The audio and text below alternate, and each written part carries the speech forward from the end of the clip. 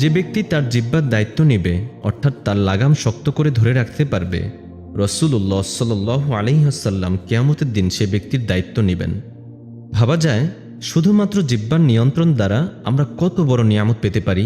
রাসূলুল্লাহ সাল্লাল্লাহু আলাইহি ওয়াসাল্লাম আমাদেরকে বড় বড় আযাব থেকে বাঁচানোর জন্য বলেছেন, উত্তম বলো, না হয় চুপ থাকো। এই কথার উপর আমরা আমল করতে পারি না।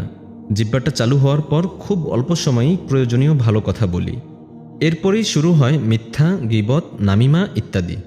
আমরা আসলে কথাবার্তা বলার সময় জিহ্বাকে নিয়ন্ত্রণ করতে না পেরে অনেকগুলো নিয়ামত থেকে বঞ্চিত করে ফেলি নিজেকে, আর ভয়ানক সব আযাবের দিকে নিজেদেরকে ঠেলে দিচ্ছি। যে ব্যক্তির কাছে জবাব থাকার পরেও তর্ক পরিহার করে, অর্থাৎ একটা বাকবিতণ্ডার পরিবেশ আরও উত্তপ্ত না করে সবর করে চুপ করে রইল, তার জন্য জান্নাতের পার্শ্বদেশে একটি ঘর হবে।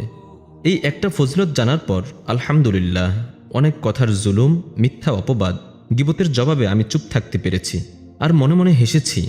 একটু দম আটকে সবর করে চোখ বন্ধ করে চুপ করে থেকে আমি জান্নাতে একটা প্রাসাদ পেলাম। আর সামনের জন কি পেল জানেন? কি পেল?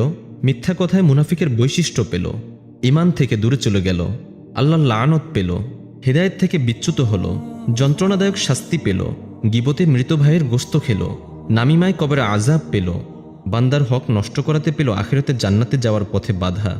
এর থেকে ভয়াবহ হালত আর কি হতে পারে আমাদের জন্য? রাসূলুল্লাহ সাল্লাল্লাহু আলাইহি ওয়াসাল্লাম বলেন, কারো কাছে কোনো কথা শোনা মাত্রই তা বলে বেড়ানো মিথ্যাবাদী হওয়ার জন্য যথেষ্ট। আমরা মিথ্যাবাদীর কাছে মিথ্যাটা শুনি, এরপর নিজের পরিণতির কথা না ভেবে তা অন্যকে বলা শুরু করি। কুরআনে আল্লাহ সুবহানাহু ওয়া তাআলা মিথ্যাবাদীর শাস্তির কথা উল্লেখ করে বলেছেন, ফি কুলুবিহিম মারাদুন ফাযাদাহুমুল্লাহু মারাদা।